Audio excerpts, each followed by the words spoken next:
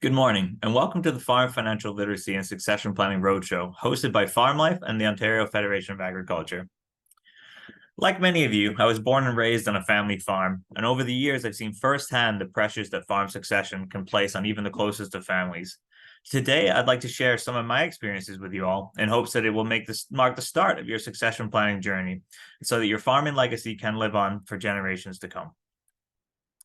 Over the last few weeks, we've been doing these workshops in person across the province, and at the start of each of the workshops, we've asked the same basic questions to the participants. The two questions that we ask to get things started are, what are your objectives for today, and what are you looking for to learn? We've been doing these workshops with people in the east and west of the province, and it's been interesting to see that no matter where we've done these locations, and no matter what kind of industry the farmers are from, whether it be beef, dairy, chicken, fruit and veg, we've had the same kind of responses from everybody involved. The main questions that we're hearing back, or the main reasons people are attending these workshops, are based around the following questions. When should we start planning? Where do we get started? How do we get what we call financial clarity out of this succession planning scenario? What are the options available to us? And how do we protect from the what ifs? When we think about the what ifs, the main ones that come to mind are usually death, divorce, disagreement, and disability. And it's always interesting to see that no matter where we are in the province, no matter how many people in the room, it's really these core questions are the reason people attend these workshops. The place I like to get started is just clearing up a couple of misconceptions around succession planning itself. A lot of people, when they think about succession planning, they think about why they haven't gone down this path before. It's because they're hung up on the fact that succession planning is about the transition of assets. Well, in reality, it's not just about how do we pass the ownership of our farm from generation A to generation B, but it's all about how do we transfer the knowledge, the labor, skills, management, and decision-making to the next generation, so that after we transition those assets, the farm operation and business can continue on for the future. It seems like such a simple concept, right? We all know we need some kind of succession plan, and we all know that it's not as easy as it may seem, because if it was easy, everybody would have it done. And when we start looking at the numbers, it's a little bit alarming. At the end of the 2017, when the census came out, we saw that 92% of Canadian farms do not have a succession plan. Over the last few years, we have seen that number improve a little bit, and we like to take a little bit of credit for that, but we still have 88% of farms that don't have a succession plan. And the interesting thing to me is we all know we need some kind of succession plan. We see how many people attend these workshops and come to our events in person. The question is, why don't people have a plan? If we all know we need to do something and everybody's front of mind, why are we not doing something about it? Well, the reality is we've all got lots of barriers as to why, and each one of you may have a different perception of what's been holding you back to start. Much like earlier when we asked those basic questions, we like to poll the rooms when we do these workshops in person to see what's holding people back. And these are some of the things that we were seeing from the participants in our workshops. Now, the first thing that holds a lot of people back are the financial concerns around succession planning. These can be a variety of things. What do we need to extract value-wise from this farm? Do we have enough? Can the farm support more than one family? For years we've had the farm providing for mom and dad and take care of the children. But over the years, as those children get families of their own, is there enough pieces of the pie to go around and support more than one family from this one farming operation? The next big thing we hear is that fear of letting go and losing control. For most people in this room and for many of the farmers we deal with, the farm has been the only thing, their only career, and the thing that they've invested blood, sweat, and tears in for their entire life. When we think about transition and succession, the thought of losing that or giving that away in some capacity, it's a very daunting thing for a lot of people to get their heads around. And at the end of the day, a lot of people just choose to defer and push this back as opposed to tackling it head on. And unfortunately, in today's world, marital breakdown is another huge roadblock that we see for farmers across, especially Ontario, with the land prices we're seeing here. We work our entire lives to build this asset and create this legacy. The last thing we want to do is see it pass to the next generation and it becomes subject to some kind of marriage breakdown where all of a sudden this asset, this entity that we worked our whole lives to build can disappear overnight. So it's a huge stumbling block for a lot of people. Family conflict is a big one, and that can mean a couple things here. One is that some families already have conflict in place that's holding them back from passing these farming assets. And on the other side of that, some people have a great family setup right now, and they're afraid of starting a conflict by going through farm succession. people just not knowing where to start is another common barrier. And one right now, one of the most prevalent ones we're seeing with the rising land values is this conversation around fair versus equal. If we want to transition these farming assets to the next generation, what do we do for those non-farming kids, and how do we equalize them in what we consider a fair manner? We mentioned that 88% of the farms don't have a plan, but that means some of them do, right? We've got about 12% of farms that do have some kind of succession plan. But even those that have a plan, it doesn't always go as smoothly as it may seem. And there are some of those that break down. Out of the farms that have a plan, the ones that break down usually break down for a couple of different reasons. The biggest one we see here is the breakdown of communication and trust. And it sounds like such a simple thing that we need to have good communication on our farms, but the reality is people are underestimating how important this communication really is. If we don't have some kind of aligned vision or good communication about how we want things to go around farm succession, it doesn't matter how good the plan is we have, it will fail if we can't communicate it properly. The second biggest area of breakdown we see here is actually unprepared heirs.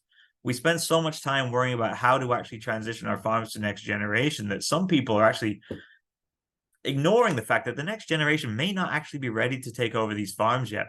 And part of succession planning is making sure that we identify any gaps that we may have in the knowledge or skill set of the next generation before they take over the farms. The green segment of the chart here is actually a lack of aligned vision.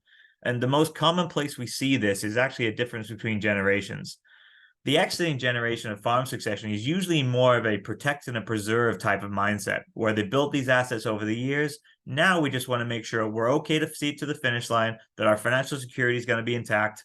But the next generation who's been waiting to take over this farm is really much more of a growth mindset.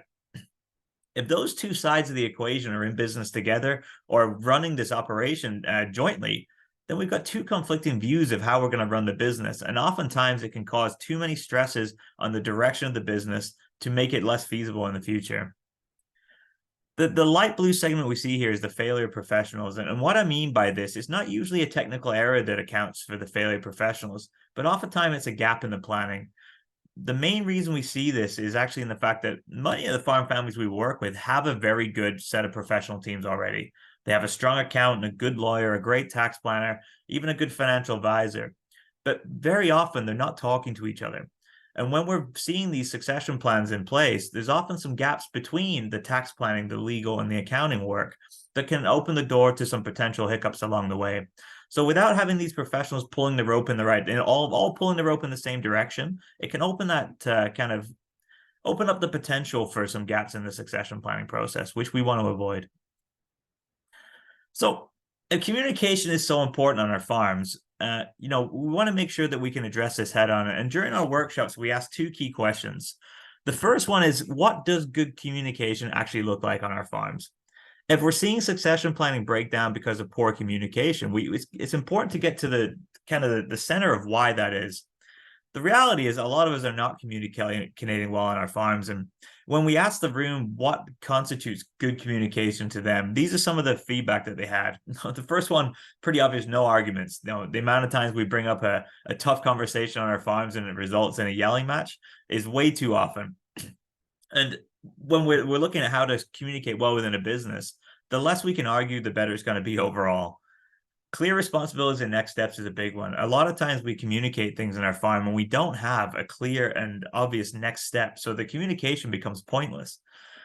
It's very frustrating to have communication without purpose. And the recurring theme we saw is we want to have a reason why we're having these conversations on our farm, whether they're business or family related matters. Respectful language is a big one that we see. How often we hear about barn talk, and that kind of language should be saved for the barn or loading cattle, right? We don't want to take that kind of language into communication with those that we're trying to build a farming business together with. The second area that we really look at when it comes to this communication is, what does a good meeting look like? It's great to have informal communication with those that we work with on a day-to-day basis. But when it comes to having these more formal business plans and these kind of formal business planning meetings, we want to have good purpose behind it. Why are we getting together today? What's the purpose of the meeting? Having an agenda really helps set that. If we have an agenda, we can see what we're going to talk about in the meeting today, what conversations we're going to cover, and it allows people to be more prepared, to be more engaged in that meeting. Much like the communication, we want these meetings to be timely. We want them to be respectful. And we also identified that, it's often important to have someone lead or facilitate those meetings. This can be a family member, it can be a neutral party, but when it comes to having clear and accurate business planning meetings, having someone take the lead on those meetings often results in a much more impactful meeting that can result in progress on the farm itself. So why is this relevant to succession planning, right? We all know we need to communicate well, and for many of us here, it seems like a bit of a given that we have to have strong communication. But the reality is, a lot of us are not communicating well on our farms today. And when it comes to talking about farm succession, if we can't communicate about the things that are going on in our business every day, do you think that gets easier when we start talking about death, divorce, inheritance, or equalization, finances, and compensation? The answer is no. It gets a lot more difficult when we start talking about some of these, more intricate family matters. And those that can't communicate well on a daily basis really do start to struggle when we open the door to these more in-depth conversations. So now that we talked a little bit about how important communication is, what I want to do with you today is go through a real-world scenario of a succession planning case. This is a real family that we've worked with over the past few years. And what we're going to talk a little bit today is about some of the barriers this particular family faced, some of the potential solutions, and more importantly, how we came to build a solution that worked for this family. To get started, I want to give you a little bit of a background as to this particular family. Much like many of the farms out there, there's a number of children involved here. Mom and dad have had 4 children. 3 of them are not interested in farming, and 1 of them is what we identify as the farming successor in this scenario. There are some grandchildren involved, and as of right now, there are not any grandchildren that are associated with the farming successor. So this is a very common setup we see, and just like many families, just because you have a clear successor for your farm doesn't mean the pathway to succession is as simple as it may seem. Outside of the family unit itself, we do have some business assets that we want to discuss today. Firstly, we have some corporately owned assets. And just for clarity, this is an incorporated farm. And inside the corporation, we have about $1 million worth of equipment, 120 kilos of quota, which is about 2.8 million in value, the home dairy farm worth about $4 million. And one thing that this family has been able to do over years is accumulate a portion of cash inside the business. And this is important to know, and we'll keep that in mind for a little bit later. There is also some debt, much like a vast number of farms in Ontario today. There is some debt still on this farm, and as successful as it's been over the years, there's been lots of expansion. There's been lots of farms purchased, and there's pretty steady amount of debt that this farm has been able to manage. Total, we've got about 7.5 million in corporate farm assets, and mom and dad have also had some personally held assets with the farmland as well, where we have about 400 acres of land owned personally by mom and dad. That it all fits into the same succession planning conversation. The big question is, when we start looking at the corporately owned land and the personally owned land, how does this flow together into one succession planning scenario that makes sense for everybody involved? So how do we build a solution to this? Well, at Farm Life, we follow a 4-step process when we're looking to go through and build a succession plan with a family. The first place we start is with the actual family unit itself, doing a variety of discovery solutions to figure out what are we actually trying to solve for with this particular family. Once we've met with the family, we've figured out what we're trying to solve for. It's very important to get the lay of the land with the financial planning work. This really is looking at what are the assets and resources we currently have available to try and achieve some of those goals that the family has. It's only after we go through the family and the financial analysis that we start looking at what the actual options are for this particular family. We all hear about things that our neighbors are doing or the farm down the street's doing about how they're approaching their succession scenario. But the reality is there's no cookie cutter solutions to this. This is something that your succession plan should be tailored to your particular family and your particular farm resources. Once we've narrowed down those options to ones that are feasible for this particular family, then we can start looking at the estate level. And that's really about dotting the I's and crossing the T's to make sure the plan that we created can actually be sustained long-term. So looking at that family phase, when we're going through a discovery with a family, we actually interview everybody involved, whether they're farming or non-farming. We often get a lot of feedback saying, why are you interviewing the non-farming kids when it comes to farm succession? And the real answer to that is when we're trying to solve this isn't just a transitional problem, this is something that affects the entire family. So getting the perspective of the non-farming kids is going to reduce the opportunity for conflict further down the line. What's important to note here is that just because everybody gets a voice in this process doesn't mean they get a final vote in the outcome. But what we can do is we can start to establish some of these individual measures of success and identify the areas that the family is not aligned on where they see the successful succession going. What we can also do is remove the assumptions. And that's important to consider because oftentimes when we meet with parents of a family farm situation, they think they know what their kids want. The reality is there's a lot of parents and children that are misaligned on what their vision of success is. This is both at the farming and non-farming level. Throughout this process, what we're looking to do is remove some of those assumptions and make sure we can actually figure out what the intentions of everybody are, what the expectations are, and figure out how we can best build a solution that is fair for everybody. Many times the families like to take this to another level when we're in the discovery route. And after we finish the individual discoveries with everybody, we often like to bring the family together for a bit more of a family meeting. At this point, we can take all the individual perspectives that we've learned throughout the process and bring them together so that everybody's on the same kind of level playing field to start.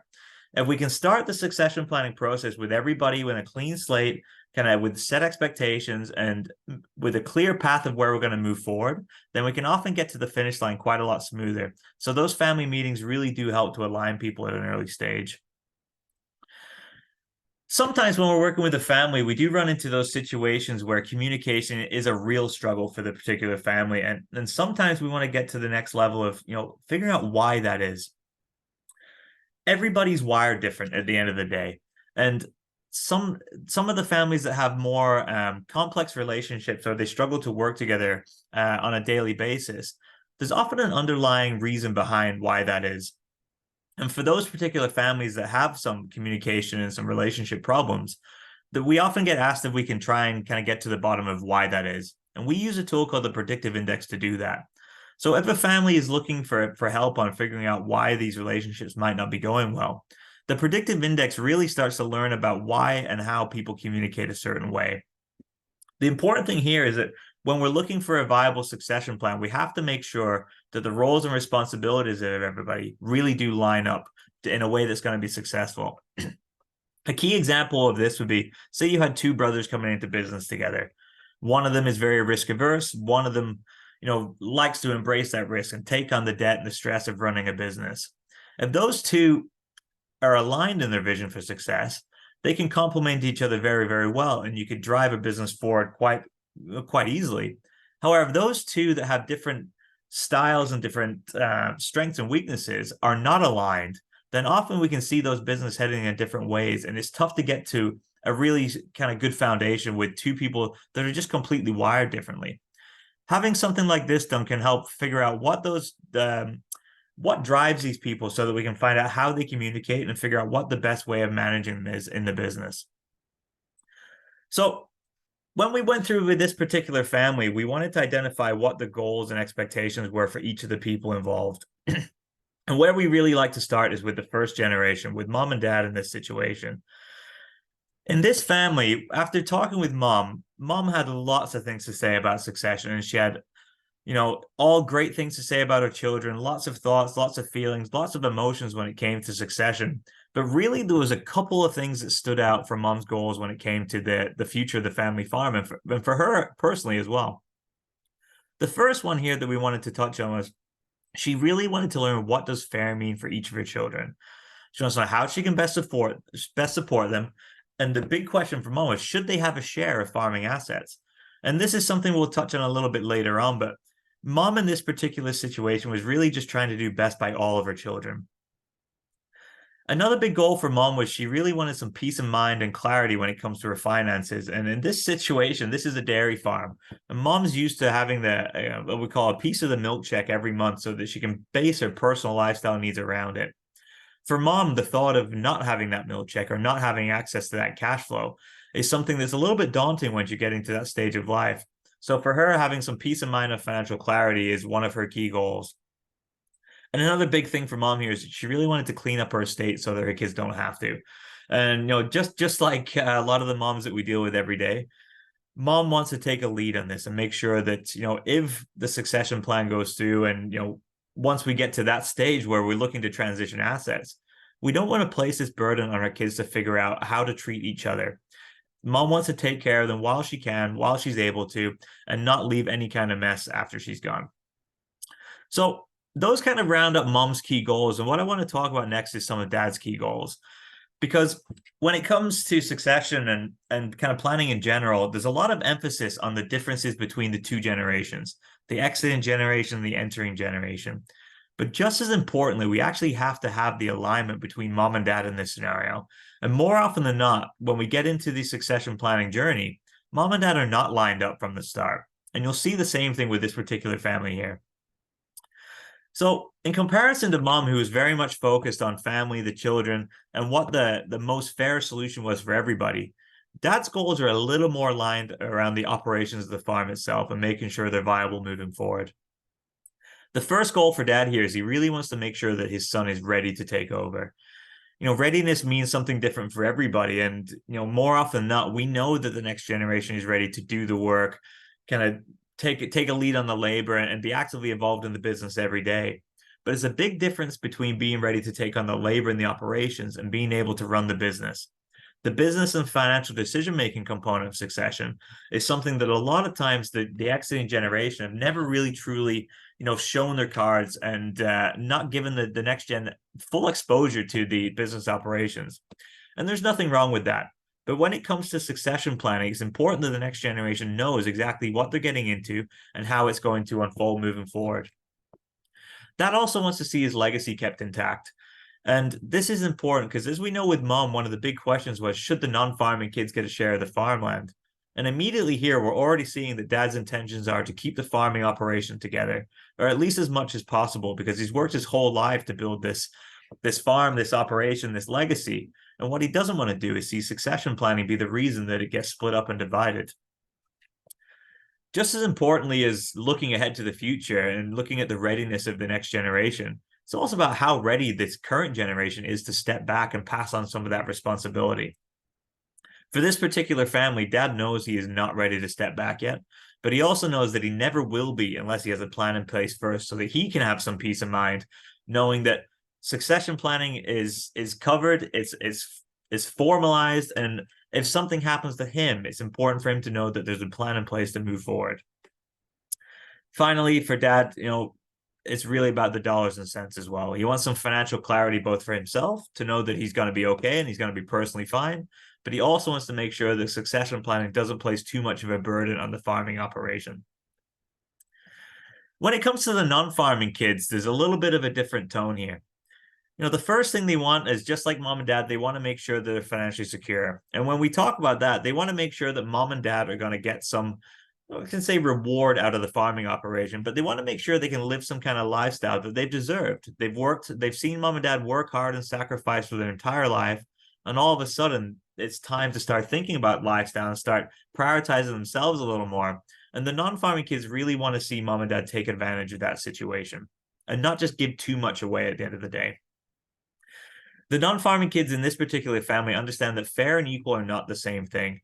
And as siblings, they want to be treated fairly. This right here is one of the biggest areas of contention we see with succession planning. The whole conversation around fair versus equal. There's almost an obsession with trying to be as equal as possible with our children. As a parent myself, I understand that, we want to treat our kids fairly, and what we do for one, we ideally would like to reciprocate with the other ones. When it comes to farm succession, that's not always possible, and it's also not always the right thing to do. The main reason we want to see this is in the next point here is that each of these children has their own living situations. So the question is, should equalization really look the same for each of them? If we look at the non-farming kids in this particular family, the eldest daughter lives away from the farm. She's in the city. She has a good paying job, and she's got a husband that also has a very good career as a professional. And together they're making good money living in the city. The middle son currently lives on one of the farm properties and does help out occasionally. But in contrast to his sister, he really values being in the country and being close to the family farm. The third child in this situation is actually a history of financial irresponsibility. They've had some behavioral issues, and have already had quite a bit of help from the farm getting to this stage in life. So when we think about these three non-farming children, if we try and be equal with them all, does that really address some of the concerns that they have? And does it have the best impact on their lives? So, because when we're looking at succession, it's not just about leaving assets to our non-farming kids for the sake of doing so. We really want to do something that can make the biggest impact in each of their lives as individuals. And the important thing to know is it doesn't have to be the same for each of them. Each of these non-farming kids also want some clarity that mom and dad are protected. And, this might be a little selfish of them, but the reality is if mom and dad were to give too much away throughout the succession planning process, and all of a sudden something happened to the farm. Maybe it wasn't financially viable anymore. Maybe the situation changed and it put the farm in a tough financial spot. Without taking care of themselves first, mom and dad need to make sure they're going to be okay. And if all of a sudden mom and dad haven't extracted any capital from the farm and the farm is having a tough financial situation, who is it that's going to have to look after mom and dad if they need extra funds, for example? Maybe they have to go into a home. Maybe they need some long-term care. If the farm is no longer able to support them and the non-farming children have essentially, given up a piece of their inheritance in order to continue the farm's success, if all of a sudden they now have to support mom and dad, then it's a very tough situation for them. And it's something that can help drive a wedge between the family if not addressed correctly. So really, they want to make sure that mom and dad are protected first and foremost so that it doesn't come back and have that responsibility fall on them if something was to change for the family. They also want to protect mom and dad's legacy. And, one of the reasons we see this in most is siblings do want to make sure that their farming siblings have the opportunity to be successful in farming. It's very rare we run into a situation where the non-farming siblings are out to, take down the farming successor or leave them in a situation where they're not able to farm. The reality is they want to make sure that the farming successors have the right intentions. If mom and dad were to do as much as they can to help the farming successor in this situation, take over the family farm and give them a pretty big head start or a discount on that land, for example, what we don't want to see happen is that child then turn around and cash in on it. Because that's when we start to see these significant discrepancies in the estate. And it's where we see a relationship rift form between non-farming and farming siblings if there's a lack of trust there. Contrast to the non-farming siblings, the goals of the farming successor are a little more aligned with dad. It's really around getting some clarity. When does transition happen? What does it look like? And more importantly, how much is it going to cost? If this is the person taking over the farming operations, they need to know what kind of restraints they're going to have on the business moving forward. For example, a lot of the next generation want to take their farms to another level, and there's sometimes expansion, renovations, new infrastructure that comes with that.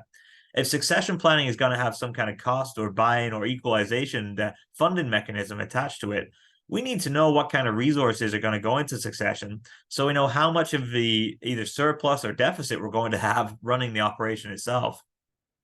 The farmer successor also wants to make sure mom and dad are comfortable, and we want to try not to jeopardize the farm financially. So pretty simple stuff here coming from this family, and nothing particularly kind of out of the ordinary compared to what we see with other families here. So when we put that together, we see areas that the family is currently aligned, and we also see areas that the family is not aligned. And when it comes to succession planning, we really need to focus on the areas where the family is currently not aligned. That's where we can see gaps start to form. And when we look at the long-term viability of succession planning, the less gaps we can have in the plan, the better. So in this particular situation, we know we need to worry about what does the equalization look like for the non-farming kids? What's the timeline for transition? Which farming assets are needed to maintain the viability of the farm? Because we want to protect those if we can. What does financial security look like for mom and dad? And a big one here that a lot of people, really want to focus on is what are the tax implications of succession? How can we be efficient with building a solution? Just to summarize that a little farther, this is really what we were trying to solve with this particular family. The financial security, some skin in the game for the next generation, keeping the door open for future generations, having some financial clarity through income planning for mom and dad, having a bit of a tax and financial efficiency plan for the farm, clarity for non-farming kids, a clean estate for mom and dad, and most importantly, we want to protect the farm's legacy. So when we talk about not having a cookie cutter solution for succession planning with each family, that's because there's going to be different goals and different objectives for every family we work with. These were the goals and objectives for this particular family. And what we're going to talk a little bit about now is how we actually go through and start to solve some of these problems unique to this particular family. Well, after we've done the kind of family phase to figure out, why are we here and what are we trying to do? Now we've really got to get a grip on what resources and assets does this farm have to achieve those goals. The first step in this for us is really figuring out what do mom and dad actually need to fund their lifestyle. Historically, mom and dad in this situation, and I'm assuming in many of the situations for our audience here today, the farm is always just taking care of their needs.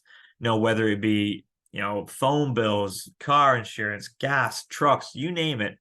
Oftentimes, a lot of the living expenses for mom and dad have been covered by the farm. And when we start thinking about succession planning, and what happens after transition, very few people actually have their finger on the pulse of what we would call their burn rate. How much money do they actually spend personally every year? And when we look at succession, it's very important to know what this number is, because it starts to give us something to build off in terms of knowing how much resources the mom and dad have today, how much do they need every year, and what's the gap. When we look at the gap in terms of what resources we have and what we need, the gap there is what we need to extract from the farm in order to maintain the lifestyle needs of mom and dad. We have the ability to take more or less than that depending on certain things, but what we want to do is make sure that mom and dad's actual living expenses are covered by the farm. It's very important to start to get an idea of what that number is, and we have to unmuddy the waters a little bit to do that. We also got to get an idea of what can the farm afford. It's great to say that mom and dad need $150,000, $200,000 a year to live this great post-farming lifestyle. But the reality is the farm has to be able to afford it. We have to be realistic with our expectations, and we have to be accurate with our numbers so that we don't extract too much capital from the farm that's going to place a burden on the next generation and the operation itself. During this phase, what we also want to do is figure out what is the financial capacity of the farming operation. And when I say financial capacity, it's not just about what does the farm cash flow today, but it's about what resources do we have to help contribute towards the big picture. Are there assets that are surplus to the requirements of the farm that can be used for equalization? Does the farm have the ability to fund the equalization for the non-farming kids, for example? Or is it something that mom and dad will have to do personally? The other big piece of financial that we want to address here is the tax obligations. As with farmlands going up in value over the last 10, 20, even 30 years, we know that every time we have some kind of gain, there's a tax bill that comes with it. And what we don't want to do is trigger a significant tax bill with farm succession if we don't have to. We want to be as efficient as possible with our tax planning when it comes to succession, because what we don't want to do is sell a farm to keep a farm. Just to continue on with the financial phase here, we really want to just get a roadmap of where things are. We take a look at the assets and the liabilities, some of the cash flow and compensation. And the final piece here that a lot of people often neglect is we also want to take a look at kind of the financial history of the farm itself. When were assets purchased? How were they used? What were they used for? And how much tax is owed on them? And this is something that often gets neglected, but farms purchased at different times may have different tax consequences or different qualification methods in terms of being a qualified farm property. So we really want to do our due diligence here to make sure that as we're working with the family, we're getting the accurate picture of the assets, the uses, and the historical trends of them to figure out exactly what the implications are for succession today. Once we've done that, and we've got this idea of the resources we have today, we've really got to start getting efficient with the income planning for mom and dad. And we really want to create a bit of separation between mom and dad and the farming operation. The question becomes, how much is enough for mom and dad, and how do we fill that kind of lifestyle bucket, let's say? If we go into succession planning without knowing how much mom and dad actually need to extract, then it's very difficult to create a feasible succession plan because we're really guessing. And what we want to do here is spend enough time with mom and dad to get an idea of what do we need every year, what do we want our lifestyle to look like, and then find a bit of a balance in terms of achieving that cash flow. When it comes to income planning, a lot of people worry about how do we fill the bucket. The reality is there's a lot of different ways of filling that lifestyle bucket, and we want to find the most efficient ways of filling the bucket for each family we work with. Some of the things that can go into filling that lifestyle bucket, we can have farming income. We can have government funds like our CPP and our OAS. We can redeem some value from the farm, whether that means selling pieces over time, redeeming percentages, you name it. There's lots of different ways of pulling value from the farm. We can have rental income. We can rent our land back to our farming children. Some of us have retirement savings we can start to draw from once we get to that post-farming lifestyle. And we can also continue to take salaries from the farm. Just because we're looking to transition our farms today doesn't mean we're going to stop working. Doesn't mean we're not going to have a role in the farm moving forward. And if we do have a role moving forward, there's no issue being compensated for that. So when we think about having that, let's say, lifestyle bucket for mom and dad, we really have to figure out which one of these opportunities do we have for creating income, and what's the right time and the right way of using that income moving forward. So we've talked a little bit about figuring out the family piece. Why are we doing what we're doing? In the financial phase, we then talked about, what resources do we have to work with? Now, once we get to that transition phase, we can start to worry about, okay, how do we actually do this? And the reality is everyone thinks there's hundreds of ways of going about farm transition. But in reality, there's really only three. The first option is we could sell the farm to our kids. The second one is we could give it all away. And the third one, which is where 99% of farm succession ends up, is in some kind of hybrid approach between the two. Between those three options, right, we really can get creative and find where that sweet spot is for each particular family. The way we look at that is through something what we can call the transition spectrum. If we look at the far left side of the screen here, we have the gifting option. Essentially, that means giving it all away to our children. As farmers of qualified farm properties, we do have the ability to roll our assets to the next generation without triggering tax on that rollover. But if we do that, if we give our assets away to the next generation, what are we actually doing here? Well, the positives is it's more viable for the farm operation because we don't have to fund a significant buyout. It's tax efficient short term because we're not triggering a gain on that land today. And it's relatively simple. We just say, here you go, son, daughter, the farm is yours. Have fun. Enjoy it, right? The cons of that is once you give the farming assets away, you lose the control and you lose the financial security that comes with owning those assets. So we start to get a little riskier when we give things away like this. It doesn't address the long-term tax implications for farm succession because really what we're doing is we're deferring the problem for another day. And when we're already worried about the fair versus equal conversation with our family, if we give all of our farming assets to our farming children, all we're doing is actually we're increasing that discrepancy between our farming and non-farming children. Now, we look at the other side of the spectrum here. We've got the sell it at fair market value approach. And I know some of you are probably sitting there chuckling right now thinking, oh, that's just impossible. With the land values today, it's very, very difficult. And there's very, very few farms out there that could actually handle some kind of sale like this. But at the end of the day, it is an option. So we want to show you that. Whether it's viable or not, we'll show you this. So the first positive to this is, we think about funding lifestyle for mom and dad. If we sold the farm to our kids at fair market value, we wouldn't really have to worry about that anymore because our retirement portfolio will be well stocked. And it also addresses the fair versus equal conversation for our non-farming kids. If we sell the farm to our farming kids, we're reducing that discrepancy in our state. And all of a sudden, we don't have that significant fair versus equal worry because we have kind of leveled the playing field, let's say. On the flip side of that, some of the cons associated with it, it's not financially viable for most farming operations. So it's not a path that a lot of people can even go down. If you did go down this path, it also doesn't address the sweat equity that a lot of people have in the farming operations. There's many farming successors out there today that have been working away for 10, 20, or even more years on the promise that this farm is going to be theirs one day. What we call that is sweat equity. And essentially, there's many farming successors out there that feel like they've earned a share of the farming assets because of the way they've contributed to the growth of the farm over the years. If we turn around and sold the farm to those farming successors at market value, we're really ignoring the contribution they put in over the years. And then when we've been so focused on fair versus equal, that's really not fair on the farming successor in this scenario. There's less incentive for succession in general because we'd be handcuffing the farm financially. And in terms of tax efficiency, if we turn around and sold the farm at fair market value, there's usually some pretty significant gains that we'd have to pay tax on as a result of that. So if we know the far left has got a number of cons that come with it, and we know the far right has also got a number of downsides, the question is, where does succession fit in the middle of those two? And how do we create a bit of a hybrid between gift and sale to fit each particular family's needs? Well, if we start looking at the pros and cons of each option, we can start to narrow it down a little more. So if we look at the realizing the gain option, so this is really selling the asset. You know, we continue on the trend of some of the pros and cons of each. Well, an advantage of selling it is it does increase the cost base for the next generation. And what we mean by that is when we look at the long-term tax implications of succession, the tax we measured on comes from what we paid for a property and what it's worth today.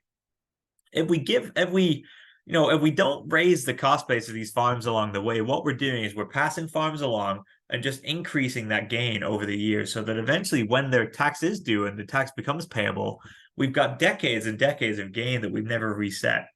And we can bump the cost base up with some kind of purchase or sale to the next generation along the way, and we keep having a little step, then we're reducing that eventual gap that's a tax burden for the farm. This option does create retirement fund for the exiting generation as well. So we know that we don't have to worry about mom and dad's financial security if we had some kind of farm sale. Much like we already talked about, there's a lot of disadvantages with this option. The big one and the main kind of fear of people in this solution is that the cash flow of the farm is pretty significantly impacted by the debt that it would need to buy out mom and dad. The increasing cost base, so we talk about bumping up that cost base for the next generation, is it really going to be that beneficial? Because the whole purpose of succession is that the farm is not going to be sold in the open market. So if we're not going to sell the farm on the open market, is that bump in the cost base really going to be that important in the short term for this family? There are tax implications to having a significant sale like this, especially for people that are in the age bracket where they have government funds like CPP and OAS. Now, if we made too much money through the sale of a farm, we could end up in a situation where we have an OAS clawback. And also we could have some alternative minimum tax that we have to worry about as well. So there's, without getting into too many of the technicalities around the tax implications here, there are some downsides towards having that market sale. And it doesn't always look as attractive as having significant retirement capital may do. On the gifting and rollover option, one of the immediate advantages is there's no income tax triggered on this rollover. It is a pretty efficient way of transitioning our assets to the next generation, and it also doesn't affect any of our government subsidies like our CPP or OAS. It's very financially feasible for the next generation because there's no cash flow burden with the gift here. But the big disadvantages here is we're not efficiently using some of the tools we have available to us. We're not using our capital gains exemption. And we're also not creating any retirement funding for mom and dad. So much like with the option of selling the farm to the next generation, there's pros and cons of this one. And it's really about weighing up where we want to spend our time and what pieces of each that we have to create a viable succession scenario from. When we look at the hybrid approach, this is where our work with the family and the financial phases really starts to take effect. Because when we're looking to build a custom solution, we're not just looking to do one thing or the other. We're looking to take a bit of the best of both worlds and create a solution. So if we know what mom and dad need to live, we know what they want for lifestyle, we know what the farm can afford, then we can start looking at what are the most efficient ways of filling those buckets and extracting that value while minimizing tax. If we have to gift a little bit here, if we have to sell a little bit there, what we can do is we can start to answer these questions by utilizing both sides of that spectrum. So for this particular family, what were the next steps and how did we come to a solution for them? Well, if you guys remember from earlier in the conversation, we talked about dad was not ready to give up control yet, but he really wanted to cross the start line and have a plan ready for when he felt that he was ready. So where did that start? Where did we start a plan to kind of address that need? Well, the first thing we did for this family is we froze the corporation. And for those that don't know, a corporate freeze is essentially like taking a snapshot of the business today and locking that value in. So for theoretical numbers and just for a quick example, say your farming operation was worth $10 million today and we did a freeze. Essentially what we're doing is we're locking in that value at $10 million. What does that mean for any growth moving forward? Where that's really where step 2 comes in. And that's where we start to have preferred shares and common shares in the corporation. Generation 1 can hold those preferred shares. And those preferred shares are what hold that original value. So if you froze your company for, let's say, a value of $10 million, and that's your preferred shares, Those preferred shares can stay with mom and dad, and that $10 million of value can stay in the hands of mom and dad in that particular scenario. The common shares, which are also known as the growth shares, they can go to generation two if you want. And what I mean by that is, if we froze our value at $10 million today, and at the end of next year, our farm is worth $10 million and $1, that $1 can go to the next generation, and that 10 million can stay with mom and dad. Now, why would we do this? Why would we freeze something like this and not just kind of bring the next generation into ownership immediately? Well, we know that one of the goals was financial security for mom and dad. So we want to keep some value in mom and dad's hands if we can. Doing a corporate freeze addresses that need right off the bat. We also want skin in the game for the successor, and having those common shares allows the successor to come into ownership, but it also means they have to keep working for it.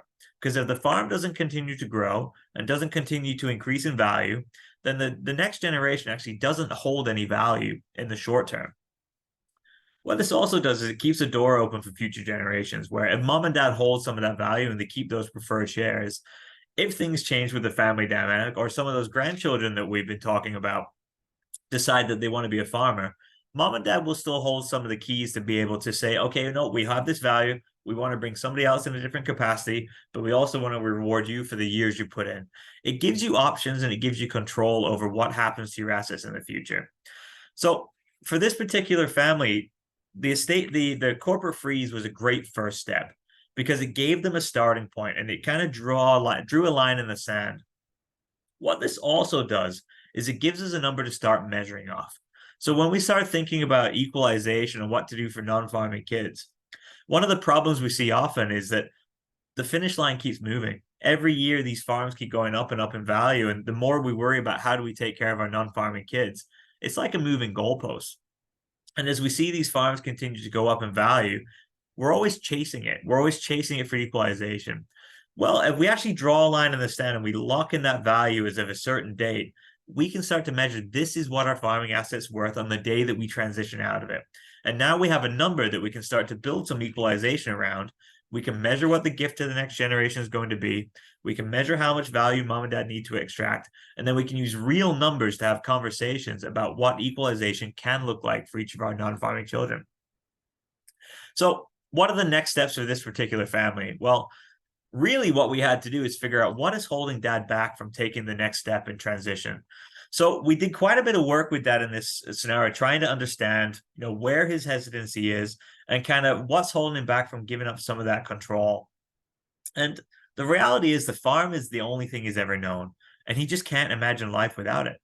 It's quite a daunting thing to think about taking away such a significant part of your life, your livelihood, your upbringing, and putting it in somebody else's hands. So mentally, dad's just not ready to do that yet. And that is not a problem at all. Because when we talk about the readiness of the next generation, the exiting generation also has to be ready to pass over some of that control.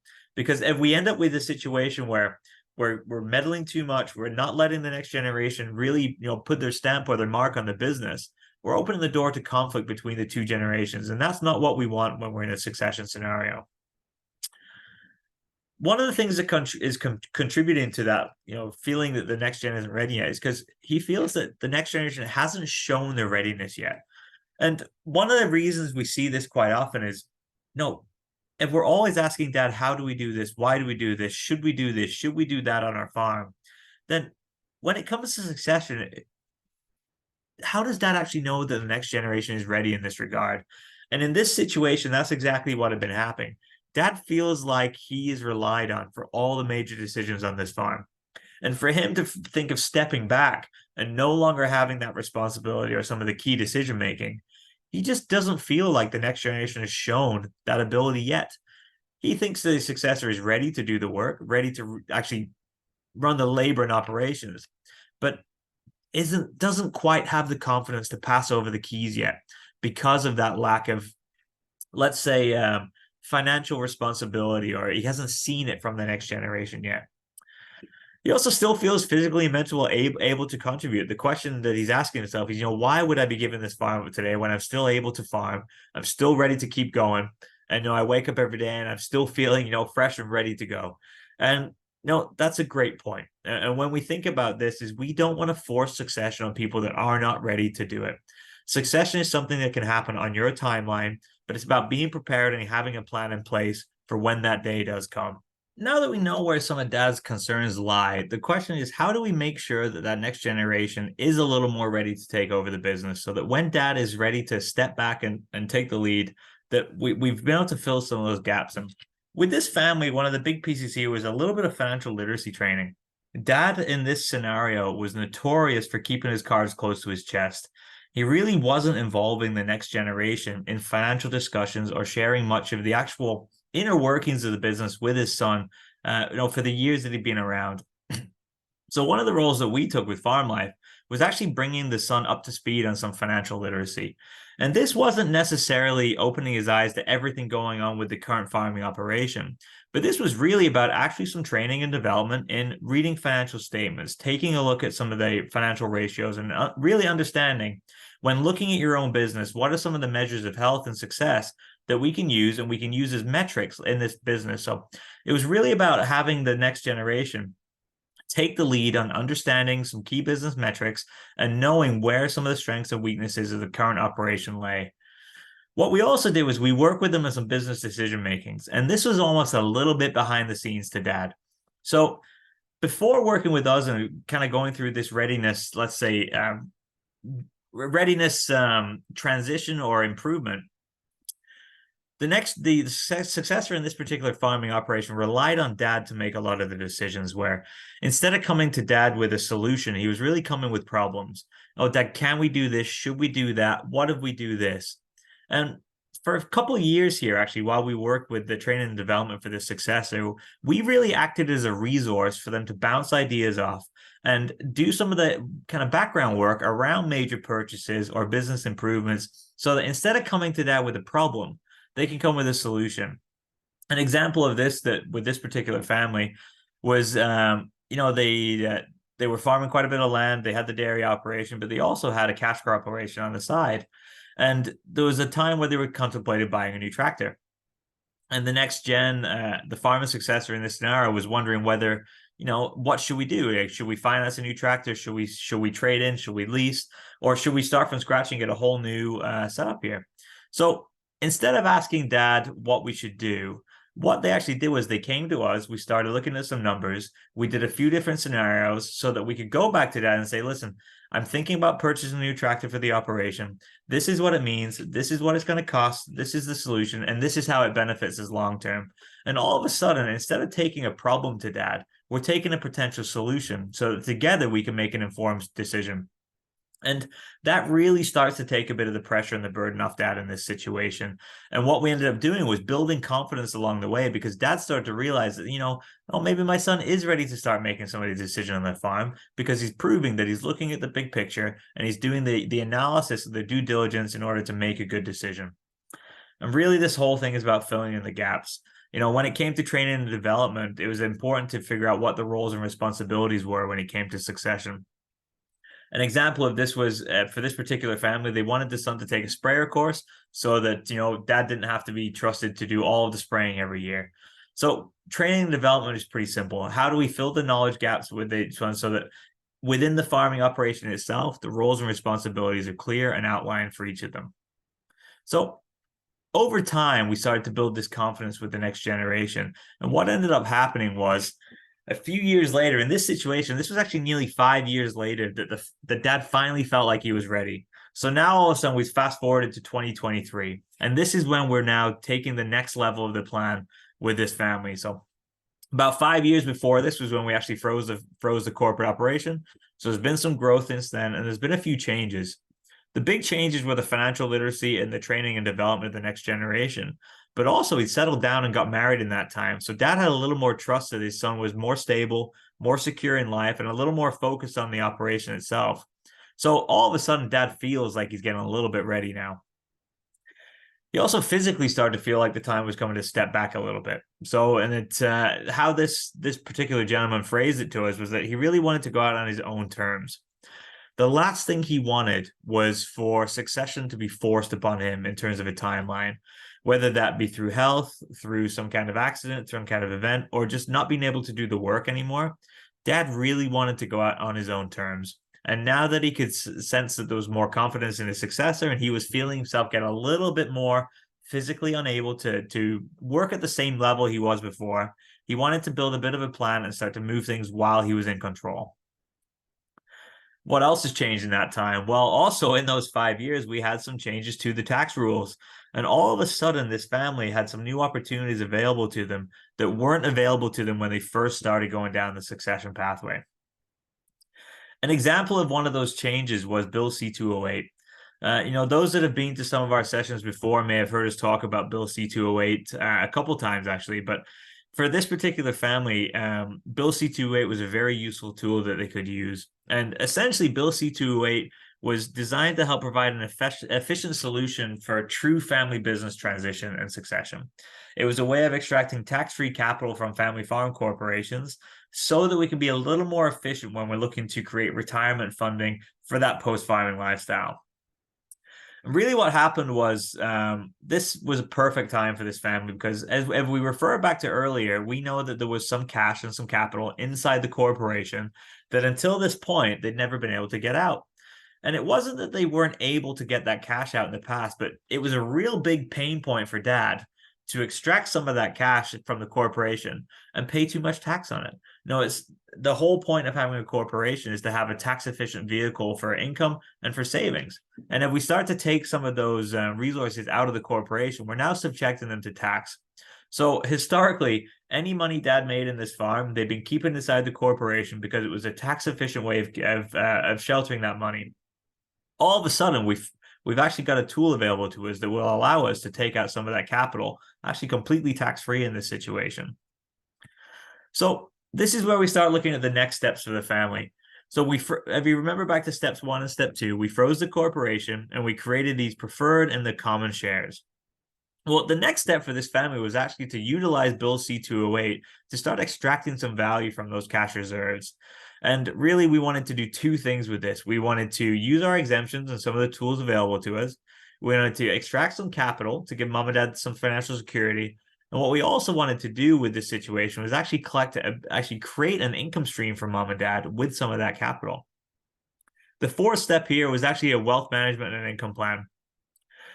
The reason that mom and dad needed this is because they never had any personal wealth before. They had some savings inside the corporation and they'd done very well acquiring land over the years. But the reality is, if you ask most of the farmers we deal with what they would do if they had a chunk of cash come to them personally, a lot of them would turn around and say, I'd buy more land.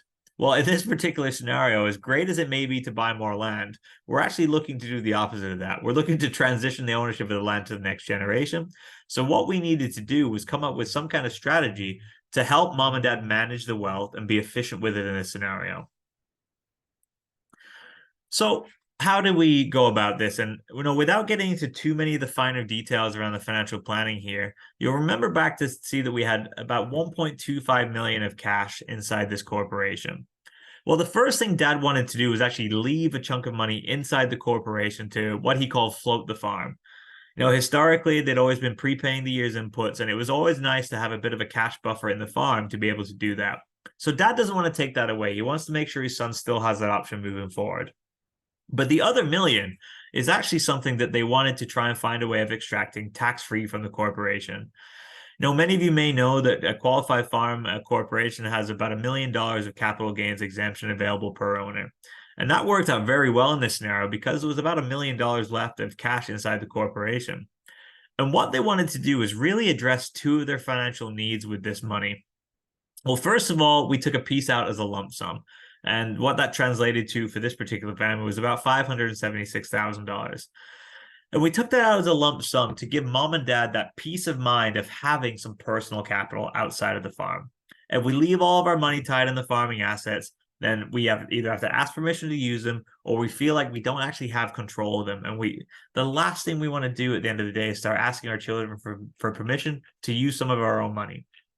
So mom and dad wanted to have some control of some personal capital here. So we extracted a chunk tax-free to provide a bit of a nest egg for mom and dad. The remainder of it was more of something that we wanted to do to create an income source. So mom and dad, as much as they wanted to have a bit of a nest egg, what they didn't want to do was have to rely on that nest egg every year to kind of deplete their savings over time. They wanted to keep topping it up along the way. So they wanted to use some of that cash to create a bit of an income stream for the next, for the foreseeable future.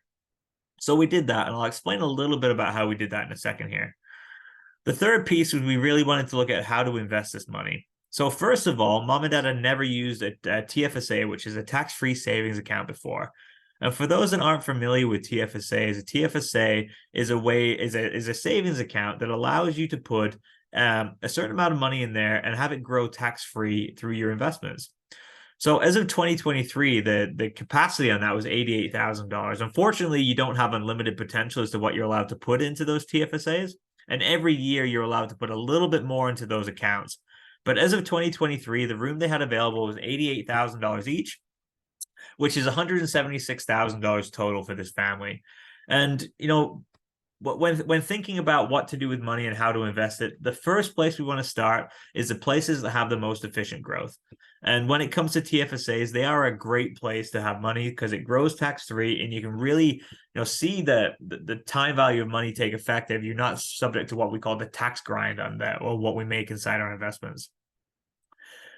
Because we are limited as to what we can put into those investments, the TFSAs of only 88,000 each, we still have another significant chunk of money that we have to find somewhere to put it. So in this particular situation, mom and dad actually wanted $200,000 each to go into separate investment accounts. And when we wonder, why would you put them into separate accounts? This was really because mom and dad aren't necessarily aligned on where their personal risk tolerances are when it comes to investing. Mom is very, very conservative and is quite happy to see her $200,000 sit there and grow very, very slowly over time. Dad, on the other hand, who's been a little more used to taking some risk in his business and is very much an expansion mindset to get to where he is, isn't quite ready to stop having what he referred to as a little bit of fun with his money. So Dad wanted to take a few more risks with his retirement capital. Nothing crazy, but just a little more risk than Mom was willing to take on. So in this situation, they actually had separate accounts so that they could each handle their retirement capitals individually.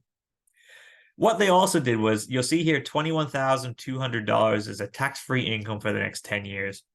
And what that is, that's $21,200 each that's coming out of that deferred income stream we talked about earlier. So the $424,000 of cash that they were leaving in the business is going to come out as essentially a paycheck over the next 10 years. So it's a great way of providing some lifestyle funding for mom and dad so that they don't have to deplete from their investment accounts. They can let them grow, and they can use some of this money every year to pay for their actual living expenses. So now that we started to look at where this capital is coming from, what does it actually mean for our income planning? Well, we now know which of these pieces are going to start filling the buckets. We have the option to redeem some of our preferred shares if we want to. We can take some farming income because Dad's not stepping back from the business entirely. He's still going to be working, so he has a role that can be compensated. Because we've now, a few years later, mom and dad are at the age where they can start collecting government pensions. We have an investment portfolio that we can start to draw from if we want to. And we also have our capital gains exemption, which is essentially what we're using through the Bill C-208 planning to get some tax-free income from the farm. So in this particular scenario, do we need to redeem any shares from the farm? We haven't answered that question yet. So we're going to talk about that in a second here. But mom and dad decided that we still wanted to be compensated for their role in the farm, and that translates to $40,000 of farming income. We're going to take a little bit for our investment accounts every year, but really what they want to do is just skim a little bit of growth off the top. So we have $200,000 each in these investment accounts, and mom and dad really just want to take a little bit of growth every year and apply it towards their living expenses. We're at the point where we can claim our CPP and our OAS, and that translates to roughly $32,000 per year for the couple. And what we're also doing is we're taking $42,400 a year as our capital gains exemption through Bill C-208. So that gives us about $130,000 per year of income. But when we look at the actual impact on the cash flow of the farm, there's only $40,000 of that income that's coming out of the farm's annual cash flow. The $16,000 from the investment accounts has nothing to do with the farm operations anymore. The government income is something that's completely unrelated. The capital gains exemption is coming out of a cash reserve that the farm have, so it's not something that comes out of the annual operating again. So it's actually becoming quite an efficient way of filling that income need for mom and dad. The question we haven't answered yet is, do we actually need to redeem any of the preferred value from the farm? And that value that's currently stored in the preferred shares. So we see here that there was a total annual income of 130,000 for mom and dad if they need it. Well, the reality was the number that mom and dad needed here was $75,000 per year, roughly. So we can see right there that we're probably in a bit of a surplus starting year one, right? But what we need to do is get a little bit of clarity on how does that change in the future when we start looking at not just what mom and dad need today, but what are they going to need for the remainder of their life. So I know this is pretty small and you may not be able to follow it too well, but I just wanted to give you an idea of how we project things out over time. So if we just look at the first column here, we can start mapping out some of our investment streams. We've got our CPP and our OAS for, in this situation, it's mom who's already old enough. We've got about $8,000 each coming out of the returns in their investment accounts. And we've got $20,000 each of farming income, which translates to that 40,000 we talked about earlier. Now, if we look at, and that gives us a taxable income of $73,000. After tax, we're looking at taking home about $58,000 of that. So if we look a little further down towards the bottom of the page here, we can see that Bill C28 redemption is $42,400 per year. And as you can see, there's no tax being applied to that.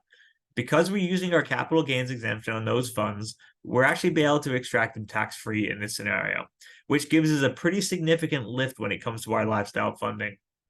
So we can see in year one at the bottom, we have a $26,000 surplus. That's a great way to start our lifestyle income needs because we have a very minimal hit for the farm's cash flow. We're being efficient with the resources we have. And if we extract this out and we extrapolate this out over the next 20 to 30 years, let's say, we can actually see that over time, the income goal at the bottom of the screen here goes from 75,000 all the way over to $126,000. We project that out to 2050. As we all know, that lovely thing called inflation changes over time. And just because we need $75,000 today, we're actually going to need a lot more than that annually in the future. And if we made a plan based off just having $75,000 every year, mom and dad will relatively quickly run into a bit of a shortfall in their planning options. If we extrapolate all this out, and we start to add it up, we can actually see that by the year 2050, so 25 years from now, we're actually still in a surplus of about $60,000 of cumulative surplus. So we know that we're able to fund mom and dad's lifestyle income in this particular situation without actually dipping into the value of those preferred shares. So those preferred shares that mom and dad froze earlier, at this point, they can still hold those. They can still keep the ownership of those shares for the future and not have to worry about redeeming them if they don't want to. If they choose to redeem those shares, they have a number of ways they can do that. But in order and simply to just look at funding their lifestyle, they don't actually need to do that. What are the next steps here? So we know that mom and dad are going to be okay financially. We found an efficient way of kind of creating some income streams for them, but we haven't talked about the equalization yet. And we know this was a huge goal for the family. And we know that most of the people that are on the call today, this is going to be a bit of a hot topic for a lot of you, right? So in this situation, what do we do for the non-farming kids? Well, the reality is there's really 5 ways of approaching equalization. And what I'm going to do today is I'm going to show you quickly a bit of a snapshot of what it would look like to fund $1 million of equalization. So this isn't particularly relevant to the case study we provided here, but the same concepts will apply. And to solve for $1 million, there's really 5 different options we had here. Number one is you could share the farming assets with the kids. This is where non-farming and farming children would each have a bit of a split in the farm assets. The second one would be borrowed to provide capital for them. So essentially, this would be getting a loan to pay out to the non-farming kids. The third is an asset sale to generate cash. The fourth is a long-term savings approach. And the fifth is insurance. And, without being able to see everyone on the other side of the screen here, I'm assuming there's a few head shakes and a few kind of tisks and tuts at some of these options here because we never want to sell land. We hate the idea of insurance. We've not done enough long-term savings to know. So the question is, how many of these are actually feasible if they're not things that people typically want to pursue? Well, I'm here to show you a little bit about how that might translate to each of your own personal scenarios. So the first one we have here is approach number 1 is where we start to divide the farming assets between the farming and non-farming children. Well, the pros of this are it's pretty simple, right? We split assets up. We give some farms to some kids. We give some to the others, and we hope they can all manage them together. It's easier to be equal this way. It's cost effective for the exiting generation because we don't have to, come up with any proceeds to give to the next generation. We can simply split the assets to do so. What you can also do is you can build agreements around how we use them, sale values, first rights of refusals, etc., to try and help manage the relationships between the kids so they don't burden them with having to do it themselves. On the flip side of that, there's actually quite a number of cons that come with it. First of all, it opens the family up for conflict. How often do we think our kids will actually be aligned on the use of the land, what the options are, and how to actually govern even essentially that we had a rental agreement between siblings? Who sets the price? Who sets the term? What we don't want to do is have non-farming kids impede the business operations for the farming child. It can be detrimental to the farm's asset base and borrowing power if we've got those assets going into different names and all of a sudden we do need some kind of expansion or infrastructure improvement on the farm that requires collateral. Maybe we wanted to go purchase another farm. All of a sudden we have less borrowing power because the amount of equity in the farming operation has been split between multiple people. There's long-term tax implications of dividing our farm assets, especially if we start looking at multi-generation approaches and how we transition those assets between parents and children. As many of you may know, we have the ability to roll assets straight up and down the family tree with our farmland. But if we start branching out to siblings, nieces, and nephews, that's actually a fully taxable event. So if we put our farming assets into the wrong hands in terms of the long-term path for the farm, we can end up actually creating a bigger tax problem down the line just by trying to avoid one today. What this also doesn't do is it doesn't reward the sweat equity for the farming children. If we've been working our whole lives to have a bigger stake in this farming operation because it's what we've been promised in exchange for less compensation, and all of a sudden we end up sharing the land with our non-farming kids, we really feel, well, what were the last 20 years really for? And if we put too many terms and conditions on how we use this land and we try and solve all these problems for our children, you can end up what we call managing from the grave. And it's where, are we really leaving an impact for our kids? And we're leaving them assets that they really have no control or say over, and we can't directly impact their lives with them because they're so heavily guarded and they're so heavily protected for generations to come. So obviously pros and cons to each of these, and it may be something that some of you think is a viable idea. Some of you may think this is not a logical solution moving forward. When it comes to equalization, it really is a matter of perspective. And what I'm just trying to do here is show you that there are multiple options available, and each of your individual farm scenarios may need a combination of each of these. Option number 2 is borrowing or financing it. And essentially this is going to the bank and getting a loan to pay out your non-farming kids. Say you wanted $1 million to pay out for your non-farming kids. You got a 5% rate of return on that, and you borrowed it for over a 20-year term and have the farm pay that back. It's going to cost you about $1.58 million to come up with that $1 million by the time you factor in the interest. Well, that's not the most efficient way of coming up with $1 million because you're paying quite a bit more than what you're looking to do just to come up with a number.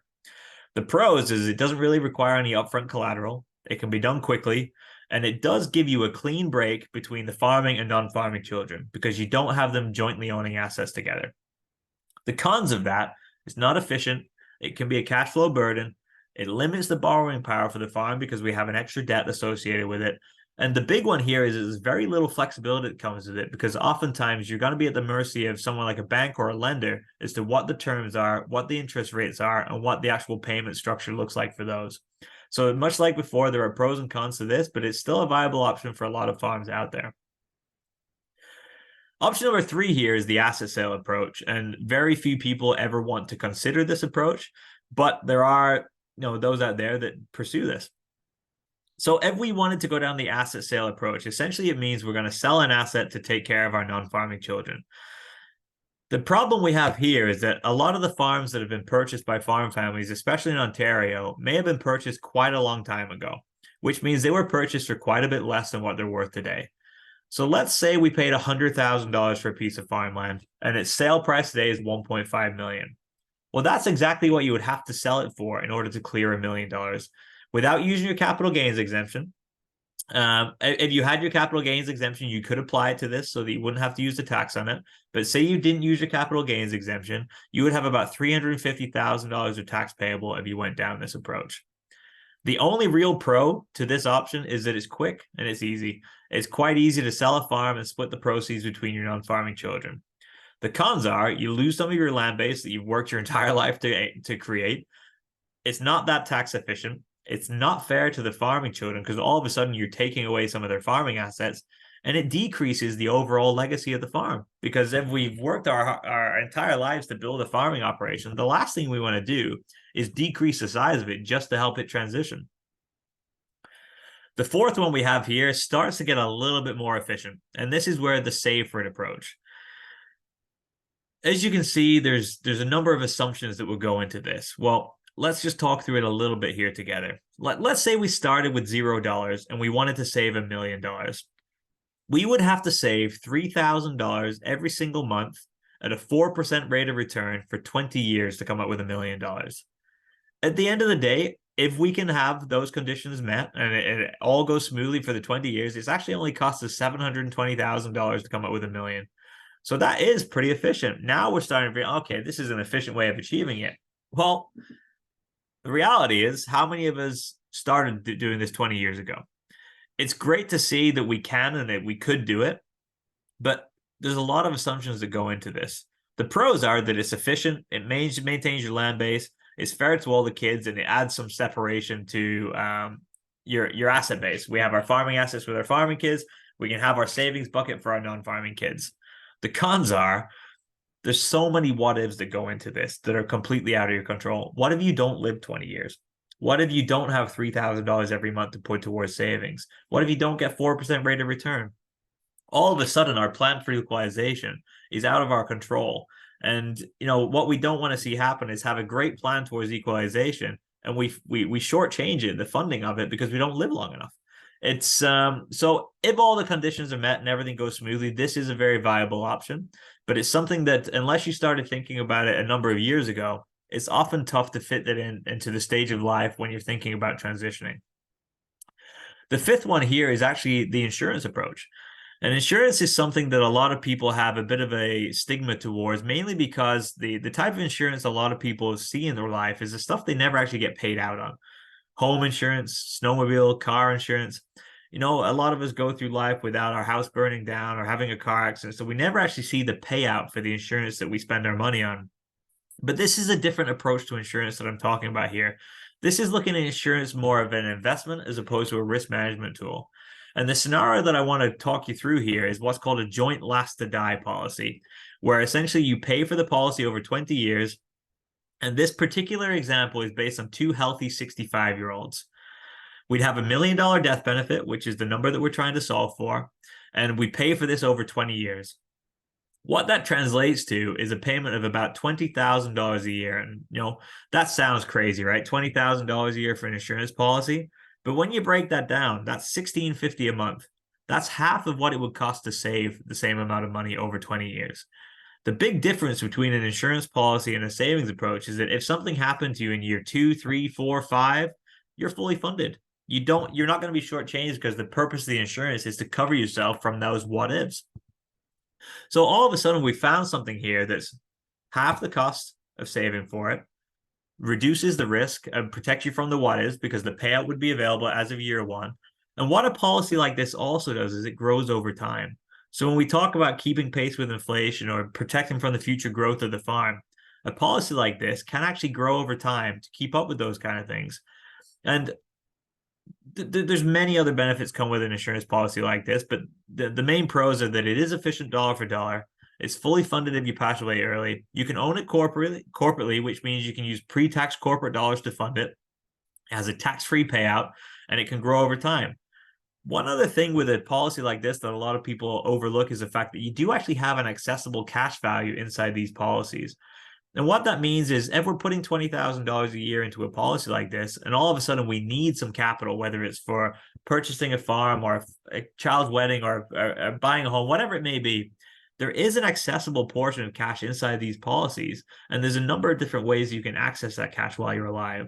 So it has benefits while you're living and once you're passed, which is always a great kind of asset to have here with the flexibility to kind of fit each of your needs. The cons are it's not available for everybody, and most people don't fully understand the options. And when it comes to succession planning, a lot of people are looking for a simple solution that they can follow here. So without having a little bit of education around these topics, it's something that a lot of people don't really understand. So they don't pursue something like this in the right capacity. In summary, the main thing I want to stress with everyone here today is that you don't have to choose one method to create equalization. And you don't have to put all your eggs in one basket. You got to find out where you can make the most impact for those you are trying to support. Don't just assume you know what your kids want. You got to get a clear picture of the farm's capacity to fund equalization. Where if we wanted to go another path of having an insurance product or a savings approach to this, we got to make sure we know exactly what the farm can afford every month, so that we don't put the farm in a tough spot just to take care of equalization. And if we know how we want to provide for our non-farming kids, then we can figure out what the most efficient ways of doing so. And that's where we can start looking at if we need to sell an asset, what's the tax going to be? If we're going to insure it, what's the best way of funding it? Is it corporately versus personally? And what we're looking to do is find a balance to create a solution that specifically fits your farm and your family. And that's exactly what we did for this particular sample family here. So the equalization approach that our sample family used was actually, they did gift a 100-acre farm parcel that was personally owned to one of the non-farming children, the one that actually lives on the farm property today. They put some agreements in place around this, though. So first of all, they wanted a sharecropping approach. They wanted a first right of refusal, which meant if the son ever went to sell the farm, then the farming son would have the first right of refusal before it hit the open market. That way we can keep the farmland in the family. What we also did here is actually added a layer of protection on, because gifting an asset to our children can actually help keep it outside of family law and protect from marital breakdown if it's done properly. Remaining personal properties were gifted to the farming successor, and this was really a way of, let's say, providing for some of that sweat equity. They really felt that their farming son had earned a bigger share of this operation because of the work they put in over the years. They implemented a corporate life insurance policy, and that was used to pay out a couple of the non-farming children. And this is another interesting perk that this family pursued. But the eldest child, who had a life in the city, they got a lump sum payout, and really that was aimed at paying down their mortgage and really helping to provide an immediate impact into their life. For the non-farming child that we considered a bit of a problem child, the one that had a bit of a history of financial irresponsibility, they actually got their proceeds from the life insurance paid out as an annuity, which means instead of getting a one-time lump sum payout at the start, they got it as an income stream over time, which for this particular child really benefited them because they knew they couldn't handle money in a large sum. And what they could do is they could actually build structure into their life, knowing that they would have a little bit of financial security every year and know that their lifestyle can be maintained. What we also do is we had a bit of a promissory note, which was the money owing to create the income stream for mom and dad through Bill C-208, where if something happened to mom and dad before that had been paid out and mom and dad hadn't fully extracted all of their value yet, the balance of that was to be paid out to the estate to top up essentially the inheritance for the non-farming kids. This was something that the farming son was intending to pay anyway because he was going to fund mom and dad's lifestyle. If for some reason he no longer has to do that, that balance will indeed be paid out to the non-farming children. So really what we've done here is we've taken a whole bunch of different approaches to the equalization options we had, picked the ones that work best for this family, and applied multiple of them to the same situation to try and create one that's less financially intrusive to the farming operation. Now that we kind of figured out how we wanted to go about providing that equalization, we get to phase 4, which is the estates and agreements piece. This is really dotting the I's and crossing the T's and completing the legal and accounting documentation. One of the big things to note for this particular family is that when we met them, they only actually had one will in place to reflect their assets. And in a situation like this, where you do have a farming corporation, it's very important that you have a corporate will and a personal will, because the personal will won't actually address some of the pieces of your corporate estate, which means they would then be subject to going through probate. Having a separate will in place to address your corporate assets will help ease the burden of probate and become more efficient over time, because you won't actually have to have your assets go through probate. During this phase, we also did the life insurance application and got some approval so that we knew that mom and dad were insurable. They started early and they had a solution in place to help pay out to the non-farming kids. What we also did here is we built some agreements and some governance around the farm transition itself. And you'll remember that we were going to pass a farm to the non-farming son that lived on the farmland, but that came with some terms and conditions around it. When you're building an agreement, these used to be done on a handshake. We used to be able to make a deal and honor it with a handshake. It's a little more difficult to do that now that there's a couple extra zeros in the end of land values. So when we're building an agreement, what we really want to do is we want to make sure that we take an approach that covers all of it. And when we're building an agreement, these are the components that we'd like to see in a strong agreement. First of all, we want to know, why are we actually doing this? What are we looking to protect? What's the purpose of the agreement? What are the roles and responsibilities of each party involved? What are the costs associated with the agreement? What's the compensation for those involved as well? Who owns either side of the agreement, and who is able to make revisions? These are all things that go into a good plan. The exit one is something that we see quite a lot of controversy around, because exits can happen in a number of different ways. We can have voluntary or involuntary exits, and the right agreement will be able to reflect either side of that. And finally, the agreements we want documented properly, so that if there's an area of contention, or if something happens that we need to refer to the agreement in the future, we have a written document that we can use as essentially our foundation for building a decision on around that agreement. So where does this leave us? We've talked a lot, and we've kind of gone through a number of different scenarios here. But when we start thinking back to those original goals that we had, we've created financial security for mom and dad. We've got skin in the game for the successor with the common shares that came after the freeze. We've kept the door open for future generations, because mom and dad still have those preferred shares that they can choose what they do with them. We've got an income source for the exiting generation through a variety of different sources. We've been tax efficient through the use of Bill C-208. We got clarity for our non-farming kids, because we now know what equalization looks like for each of them. And mom and dad have a clean estate, because we've been able to take care of a lot of these things before they're passing. So when we start looking at how well have we been able to address the goals and concerns of our family here, we've been able to check all these boxes with relatively minimal impact to the actual farming operation. But what we needed to do is really narrow down the specific wants, needs, goals, and expectations of everybody involved. Once we removed all of the assumptions, we started to realize that it was actually a pretty clear path to succession for this family. And despite some of the barriers they may have had around tax efficiency and the significant size of their estate, they were actually able to navigate this very, very smoothly.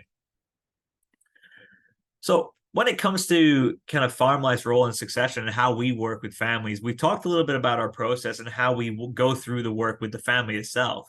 But outside of that, what is our actual role as a quarterback in this situation? Well, we mentioned earlier that many people have already a good professional team around their farm. Legal, accounting, tax planning, financial planners, all doing great work on your farming operations. One of the roles farm life takes here is making sure that they all communicate. So if we work with a family to build a plan, we can then take that plan to each of your professional teams and say, listen, we work with the family.